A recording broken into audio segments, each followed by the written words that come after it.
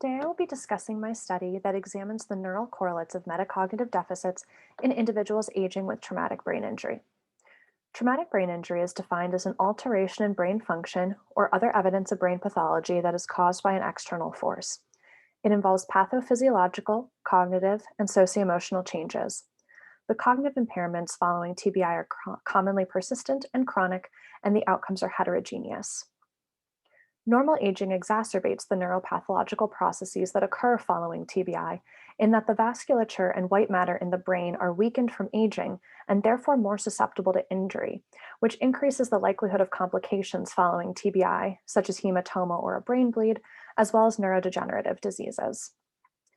The combination of aging and TBI increases deficits, in that cognitive impairment following a TBI in older age is over and above the normal aging decline that you would typically see. And we see worse outcome when a TBI is sustained later in life and when it's assessed at longer times post-injury.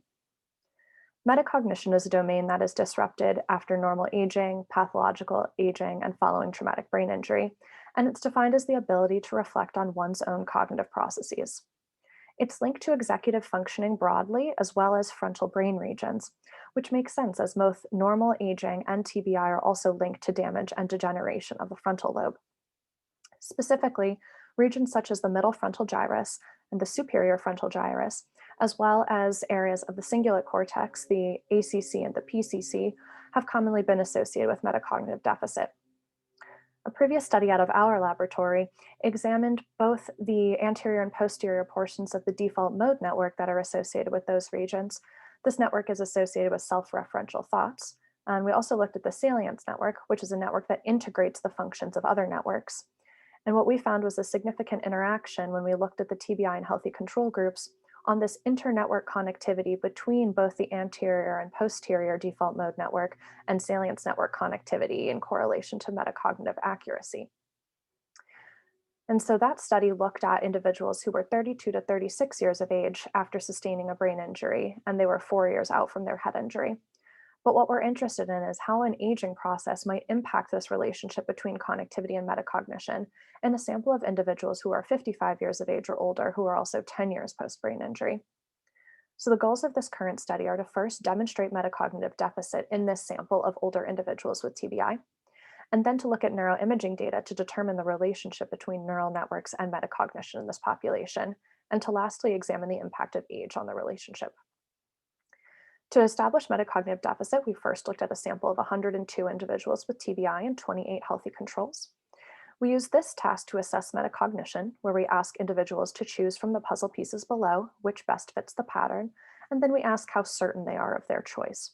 This allows us to look at both task performance and perceived confidence to define metacognitive ability.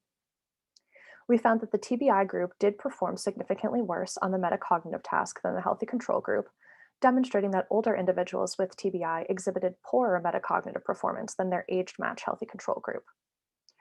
To examine neural networks, we used a smaller sample from our original sample that had neuroimaging data. And we looked at resting state functional connectivity, where we can look at the functional connections between these different brain regions while they're at rest. And we found that there was another significant interaction with the healthy control and TBI group, but this time within the default mode network on metacognitive accuracy. This maintained a significant relationship when we controlled for age, but age itself was not a significant predictor of the relationship.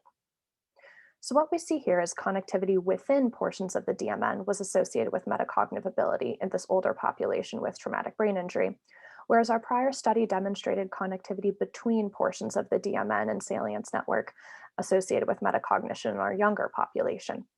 So in an older population, it seems that connectivity remains within network rather than relying on additional networks to modulate neural activity and metacognition. But again, the relationship was not specifically influenced by age. This has implications in that we see metacognitive deficit is demonstrated in this population, so we need recommendations for treatment and rehabilitation of metacognitive deficit, specifically in older individuals with TBI. We also see there was a specific association between the default mode network and metacognition. So location of brain damage following TBI could be an important predictor of who goes on to develop metacognitive deficit following injury. I'd like to thank my lab, my funding sources, and my collaborators. Thank you.